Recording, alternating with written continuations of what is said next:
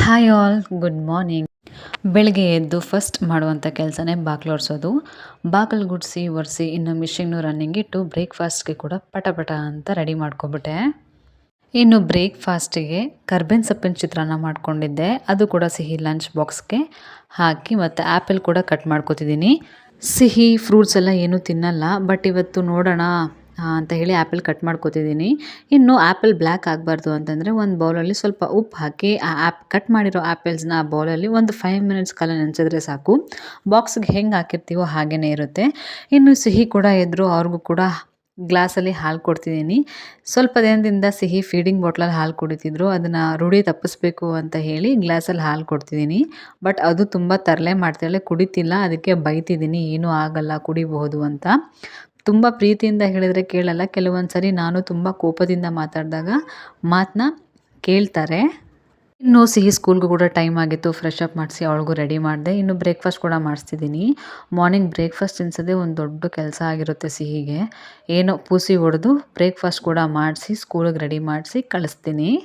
ಬೆಳಗ್ಗೆ ಎದ್ದರೆ ಎಷ್ಟು ಜವಾಬ್ದಾರಿ ಇರುತ್ತೆ ಅಲ್ವಾ ಮನೆ ಸೊಸೆಗೆ. ಪ್ರತಿಯೊಂದನ್ನು ಕರೆಕ್ಟಾಗಿ ಪರ್ಫೆಕ್ಟಾಗಿ ಮಾಡಬೇಕು.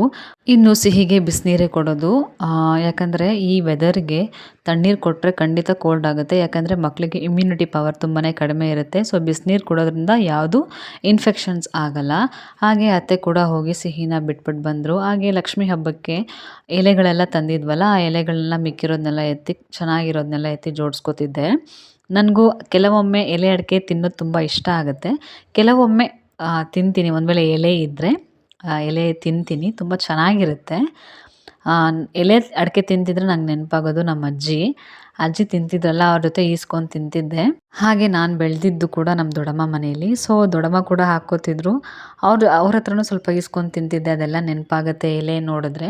ಇನ್ನು ಲಂಚ್ಗೆ ಅಂತ ಹೇಳಿ ಬ್ರಾಕ್ಲಿ ಬೇಯಿಸ್ಕೊತಿದ್ದೆ. ಹಾಗೆ ಸೊಪ್ಸಾರು ಕೂಡ ರೆಡಿ ಮಾಡ್ಕೊಂಡು ಸೊಪ್ಸಾರು ಕೂಡ ಮಾಡ್ಕೊಬಿಟ್ಟೆ. ಇನ್ನು ಮುದ್ದೆ ಮಾಡ್ಕೊಂಡಿಲ್ಲ, ಇವತ್ತು ರೈಸ್ಗೆ ಇಟ್ಕೊತಿದ್ದೀನಿ. ಸಿಂಪಲಾಗಿ ನಡುವೆ ಸ್ವಲ್ಪ ರೈಸೇ ಮಾಡ್ಕೊತಿದ್ದೀನಿ.